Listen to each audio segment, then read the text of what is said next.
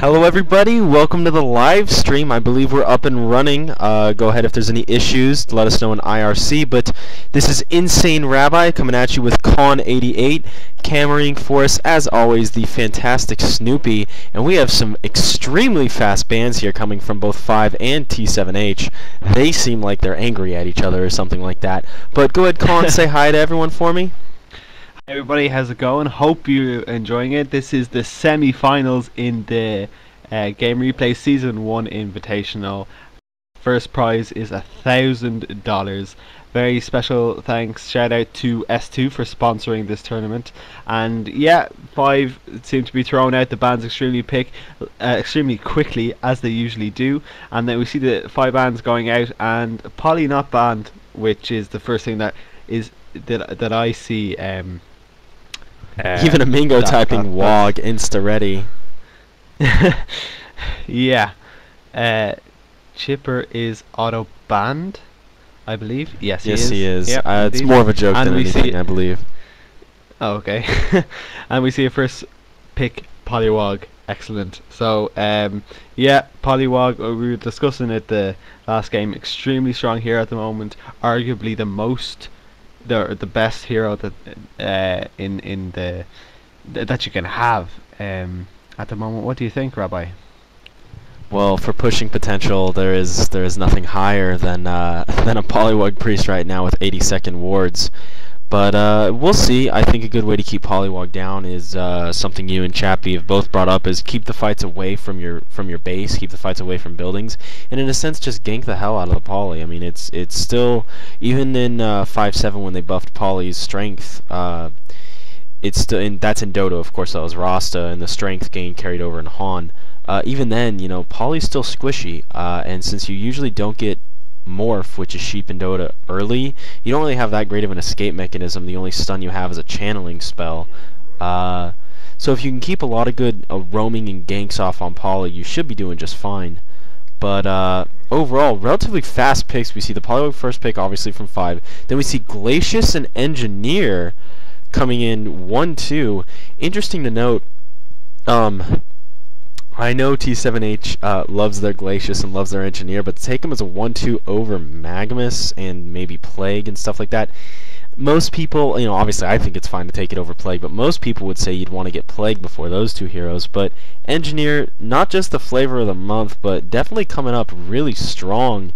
Just overall, you know, he's been progressively getting stronger and stronger and higher up in the ban and pick list, and now he's almost either an auto ban or a first or second pick. So you know, just really looking solid for the Engineer pick there. But we do have a 2-3 from as Soul Reaper and Plague coming from 5, and whoa, 5 taking Vindicator from T7H.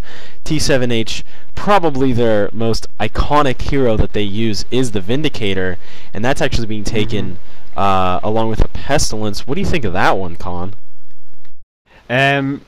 Yeah, I think maybe them picking Vindicator, it was kind of you know, they know that T7H's style revolves very much around Vindicator, so that was a very clever pick, I think. Pestilence, I haven't seen Pestilence played in a while, and it looks like it's their only carry, although we always see, whenever I've seen a Pestilence being played, he goes kind of a Blink Dagger before a Shrunken Head. That's what I see Pestilence going lately. Soul Stealer, if like you know me at all, you know I love Soul Stealer, and I think that watching a Soul Stealer is awesome. So I'm really happy to see the Soul Stealer play. And in the game we just did, I talk a lot about Soul Stealer. But yeah, 5. What they were doing in the last game, they first picked Poly and they did very well with it, and I think it was Angry Testy playing Polywog, and now it's say Busca, which is actually looped, or you might know him as KT, playing it. So they're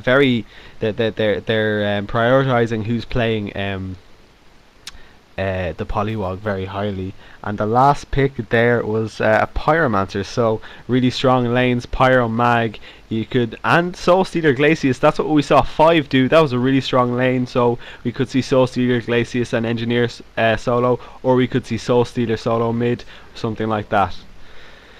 and we're just about to get it off. Go Absolutely, ahead. and something that T7H, I've casted a few scrims of theirs, and you'll notice that there's been a lack of VODs from me lately, and that's actually because T7H asked me not to disclose a lot of their scrims until after this invitational tournament, but I'm going to tell you right away that Glacius, just keep an eye out for how Glacius plays. I don't think it's going to be necessarily a style you're used to, and you may see Pyro or Mag or even Engineer kind of acting a bit odd. So we'll just keep seeing how it works. They may, their style is a bit off. It's a bit different, but they also may have decided to just play kind of into the standard, which would be Glacius Engineer with Soul Stealer solo mid and then the Pyro Mag lane top.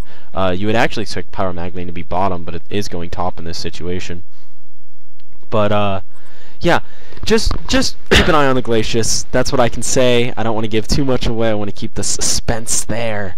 But we do see, who was it with just 2 branches? Polywog electing not to get any regen early.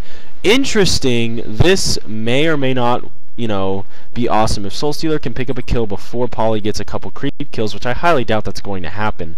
But if he can do it, it'll be interesting to see. Now, as for Pyromancer, we do see the Wards of Revelation already purchased on her, or him, excuse me, and they're probably looking to just despawn any wards so they can pull in this lane. Don't think it's gonna happen too well. Now we do see Vindicator, Soul Reaper top, Poly mid, and Pestilence Plague bottom, as expected. And we do see Extinguish level 1 for Blavo, so he's looking to essentially deny creeps and top some pings. I don't quite see what they were off of. But yeah, we do see Blavo going Extinguish first instead of slow, so instead of the aggressive, they're actually just looking to deny creeps and really keep the wave close to themselves. In this situation, Glacius really just going to have to babysit that Engineer and try and get that Engineer farmed. Poly in mid. Oh, and we do see double damage on Soul Stealer, so Poly not going to, wow, actually still getting a deny. But I was going to say, probably not going to be able to get that 600 gold that you really want to see early to get that 2-minute bottle. But I'm pretty sure Poly's going to grab that. But we do have Soul Reaper on top. Vindicator looks like he's looking to pull or something. I can't quite tell. Maybe, oh, they wanted to drop that ward, so he was just coming in a little late. And Pyromancer, not having to use those Words of Revelation yet, but is going to need to. And we do see Curse going out. Stun on Soul Reaper to essentially negate the Sage's lore. So, a lot of action back and forth. You're going to see that Vindicator Curse quite often. And great harassment, though, by Vindicator. Pyromancer having to come in forward, and he's taking a lot of auto-attack damage. Curse going off. He's going to have to blow a spell or he's dead. Wow.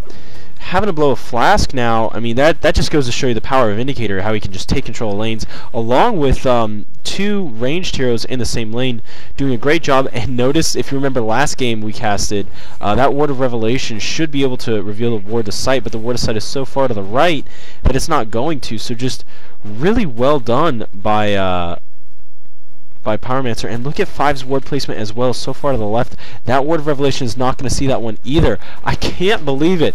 5 either studying T7H to an absurd amount, or just in general, like, I'm speechless. Their 2 wards both being able to dodge Wards of Revelation that Pyromancer specifically bought to down their Ward of Revelation, or their Ward of Sight, so they don't have rune control, and so they can pull consistently. I mean, you got to give it to 5. That's just some great mind games, so to speak, there. I mean, it's just such advanced play coming from 5, and both T7H as well trying to counter those wards. We do see the bottle on Polywog Priest in mid. Con, go ahead. Oh, sorry, I was just clearing my throat. Yeah, but Gotcha. Double bottle mid. It looks like Soul Stealer is going to get that first rune, so that's going to be a big deal. That's going to put Polywog under a lot of pressure. Soul Stealer, as we keep seeing, so much potential damage, and when Soul Stealer hits level 5, those level 3 nukes are just going to, Polywog's not going to be able to stay in that lane, most likely. So Soul Stealer is the best, in my opinion, the best solo mid. There's nothing that 2 players of equal skill. If one has Soul Stealer, the Soul Stealer is going to win that lane, going to outlast hit and possibly